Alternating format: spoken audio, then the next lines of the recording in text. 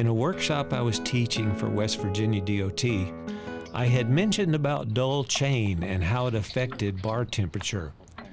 One on the front row asked, "Can I bring my saw in tomorrow and you check my oiler? I don't think it's putting out enough oil."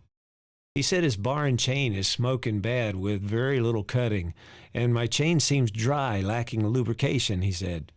I said, "Sure, bring it in." Then a voice from the back of the classroom said, "Metal don't smoke." I asked, "What do you mean?" He said, "If he's getting smoke, he's probably getting oil. Metal doesn't smoke.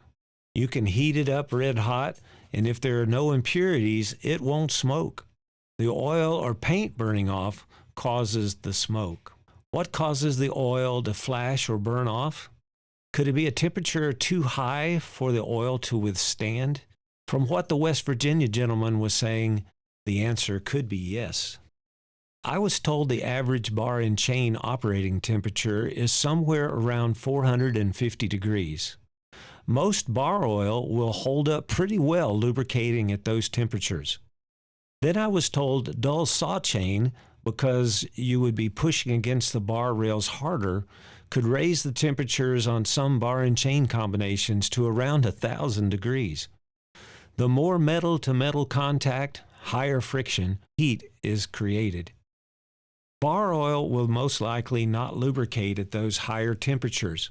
It will smoke and flash off the surfaces, not efficiently lubricating the bar and chain.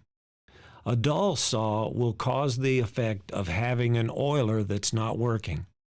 The chain will be darkened, coated with coked-on covering, or it can be very dry and binding to the bar. Most people at that time would say the oil flow is not sufficient. The oil adjustment needs to be increased.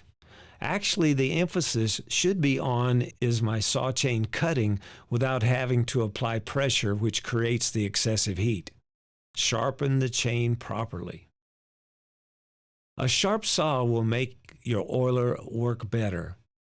A sharp saw will cut faster, smoother, and will produce less bar and chain heat.